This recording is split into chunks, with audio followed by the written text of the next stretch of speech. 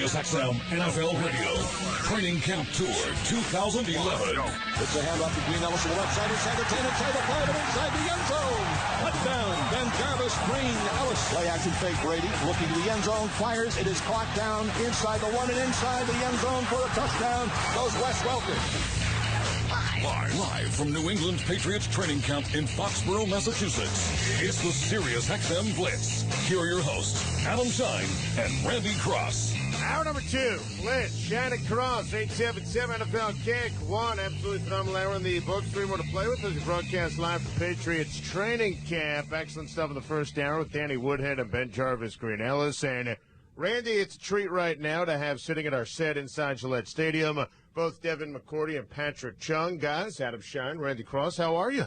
We're doing pretty good. About to go out and practice in a little while, so right now just kind of getting that mental focus ready for practice. Yeah, man, we got to get right. A couple more hours and it's go time, so, got to treat every day like a game. What's it like for you guys sort of refitting into this Patriot defense? No one stands still. No one stands static in this league, especially this organization, and everybody's got to find their role and being kind of a weird offseason the way it was with the whole lockout and everything. Was this a little different from your past experience? Regardless, you have to come in and work. You have to come and work, do your job, whatever Bill wants you to do. You have to do it and do it to your best of your abilities, and there's a lot of good players on the team like every other team, so it's always hard work, always competition.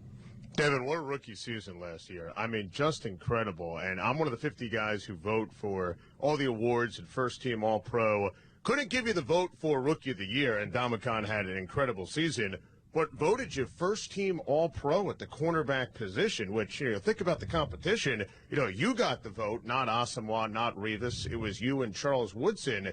Take us through that rookie season, because it really was just one for the ages from a cornerback perspective and a Patriot perspective. It was just an exciting season, just to go into a year with a bunch of guys around me that just helped out, guys like Patrick being in that secondary. A lot of those guys they just led me throughout the whole season, teaching me how to be a player on the field and, most importantly, helping me off the field when it came to taking care of my body, watching film, all that stuff. So just to try to go through that season, and now coming into my second training camp, I'm just trying to build on it and see how much I can get better before this first game. It definitely helps to have a Pro Bowler on the outside, too. I can throw that out there, man, knowing that he's on the island, he can take care of the island by himself. So it definitely helps a lot. When did you realize that you had something special in Devin McCourty? Actually, I can honestly say when he came in very mature. He came mature, ready to work, quiet, doing his job, does what he has to do, works hard, and you can see you saw what happened. And this has been a team that has really emphasized the defensive back position, specifically the corner position, over the last 3 or 4 drafts. You've seen a lot of young players. Is that the key to being able to come in here, is to remove the trash and just focus on the mantra, your job and your assignment on that specific play? That's the question for Coach, man. He brings the guys in, and he gives you responsibility to take care of responsibility, regardless if it's an older guy, not as older guy, young guy. Regardless who it is, what player it is, you have to do your job. How do the Patriots get better on defense this season? I think just hard work. Right now, we're in training camp. We got some new people here, and we're just meshing it all together right now. We're going out there each day, working hard. Sometimes it's hot outside. Yesterday we went out there. It was real hot yesterday. A little humid yesterday. Yeah. Yesterday it was humid, then it started pouring, and we just kept going. So I think that's important right now for us, just to keep working hard. First preseason game coming up, just now we'll be able to test it, but that constant work ethic is going to get us better as a defense. Just keep working hard, man. What day is it? Day 7, day 8 of camp? It's not many days we've been in, so it's constant work throughout the whole season. Every day, just take every day at a time. Just keep working hard. Everything will be fine, man. In a lot of ways, aren't you a little bit of the embodiment of all these sort of slogans and catchphrases that Bill uses between the do your job and improve and whatnot? I can't think how many different places on a defensive football field have you lined up since you first came in the door here?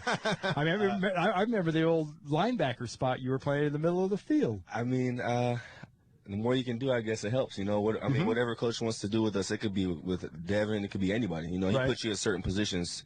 he thinks you might be able to play that position to the fullest of your ability and help the team. So he puts you there. You got to be able to work. And that could be on a week-to-week basis, right? Or it's an opponent-specific type of a job description. Yeah, definitely. I mean, all depends on the teams you're playing, definitely.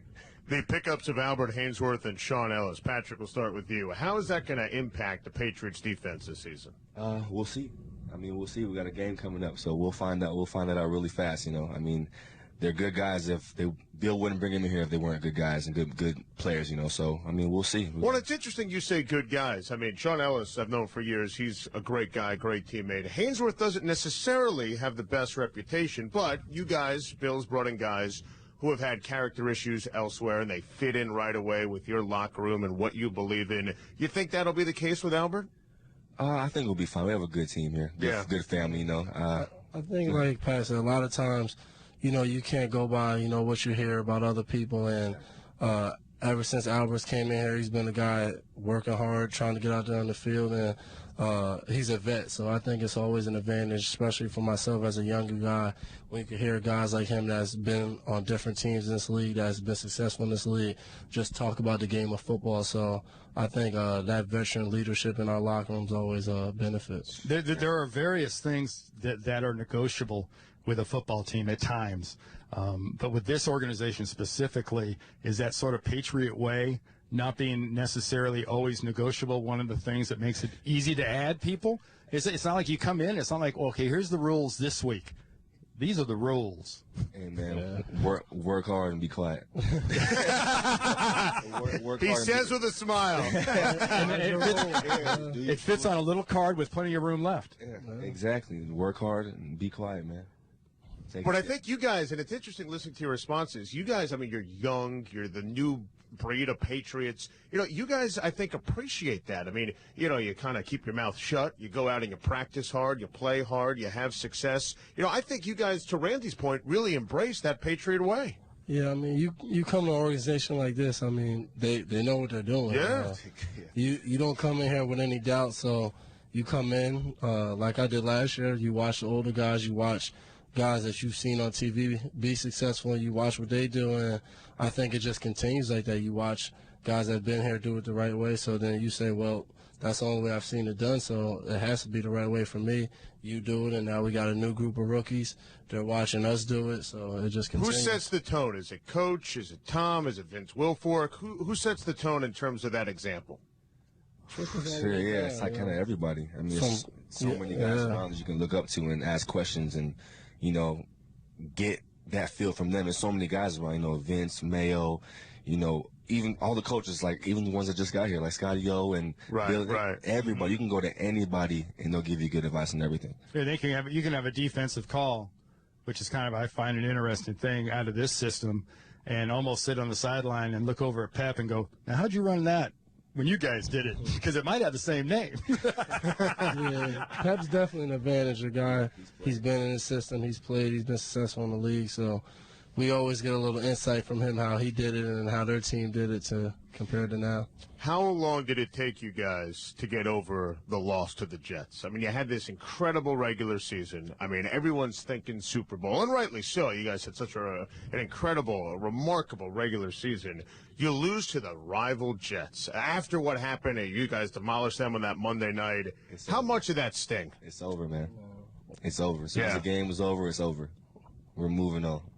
Period. Don't even use it as a motivational tool. It's over. It's in the past. It's in the record books. Period. Put it in the media guide. Forget about it. Period. No matter what, if you win, if you lose, once you get past that game, it doesn't help you. Short memory, man. And this year is going to be a lot of attention on the defensive side of the ball. You've got to think. A lot of the moves have gone on the defensive side of the ball. A lot of the moves specifically are going to be up where you can see them. A lot of those big boys up front. Having a linebacker like Gerard Mayo, what's that like for a set of safeties? It's got to be a heck of a luxury to have that kind of young player that can play with that kind of heady ability. Definitely. He knows his stuff, man. He knows his stuff. He can communicate to anybody on the field at any time, and he takes leadership. He takes over the team, takes over the defense. It's a good guy to look up to, and he walks to talk to also. Mm-hmm. He can talk about it, and he can make plays. But you get guys like Sean, Albert, Vince, just go down the list of your guys up front, new and old. No one should lay their hands on him when he's on the way to a run stop. We're hoping. That's the idea, right? Yeah, we're hoping. What's the ultimate upside of your defensive backfield this year? I mean, I think you guys got a nice mix, young, talented players, some veterans who are coming back into the fold. How good, because people talk about the rankings, the pass defense, the Patriots pass defense. I look at the roster, I look at the coaching, I see a pass defense. To Randy's point about the defensive line, you guys should be really good. Yeah, I think the biggest upside of this group of guys is just how we get along, how we mesh well in the meeting rooms, on the field. Just coming from day one of what we got out there on the field, the little mistakes we had communicating, and just like Pat said, in this short amount of time, how we've grown as a secondary. We still have, guys like Lee that's been in the league for almost 10 years. And then we have a guy like Razai Dowling that just got here. He's going to be a rookie out there. And in between that rookie and a 9-year vet like Lee, all types in between. Different ages. So. And you were smiling when Devin was talking, Patrick, about the chemistry. What makes the chemistry so good when you look at this group? We're like brothers.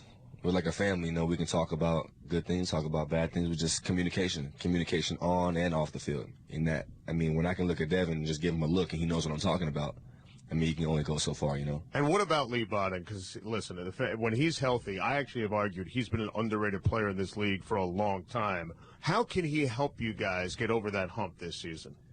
He is a good player. Like you said, he is a good player. We all have a bunch of good players also, and he's the older one in the corner group that can give his wisdom to the younger guys and help them get better, see things that maybe they don't see, and just help them along the season.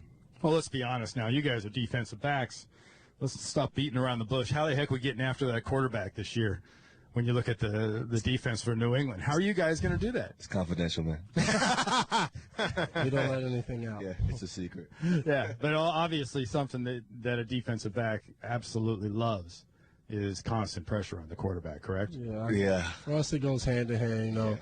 For us, we have to cover well so they can get pressure. Then they get pressure and it helps us cover. So we both need each other, really. I joked to Randy off air before. I'll ask Coach because it's so hot button about 3-4 versus 4-3, and I'll duck under the table as I ask the question. I know you guys ran a lot of the 4-3 last year. We could talk about playing more 4-3, but for you guys in house, it's just business as usual, correct? Yeah, cover the receiver. Cover your guys. You never know what we're going to be in. Yeah.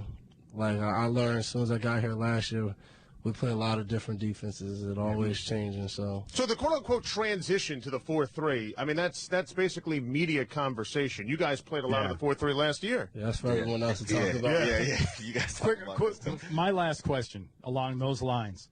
How important is the starting lineup as it relates to what your game plan is going to be? As far as the offense or us? Yeah, as far as your starting lineup, does it mean anything to what's going to be on the field for the second play or the third play or the last play? Or no way, it changes up. It could change up play by play. Yeah, it does usually, right? Yeah. You never know. You never know what's going to happen. You always got to be ready to go out there. Be buckled up on the sideline, ready to go. Whatever it's called. However many linemen are out there. Yeah, exactly. Might be two. Not four. Might be two. Might be one. Advantage for you guys to practice against Tom Brady in that high-powered attack in practice? Definitely. Great response right there. Yeah, you're going against the best, man. Yeah. I learned that last year. If you can improve in practice, then you'll definitely improve on the game. What was your welcome to Patriot practice, welcome to Tom Brady moment, Devin? Randy Moss beating me deep. 5 to 6 times probably in the first few practices. Did you guys give him the business when that happened? And all the other DBs looked at him and said, "Man, we feel what we know what you feel." We're better you than me. We've all got beat. We can't. We're like, hey, it's Tom. Yeah. It's Tom and Randy. I've seen it. Like I'm looking. Whoa, did he really throw that far? And Randy just like, thank you. And it still happens, Now we have different receivers. We got Chad, Deion, Wes, and still Tom makes a throw. Those guys make a great catch. You go and watch it on film and you try to say, what can I have done better? And like everyone says, a great pass and a great catch always beats great. Were you guys surprised Randy retired?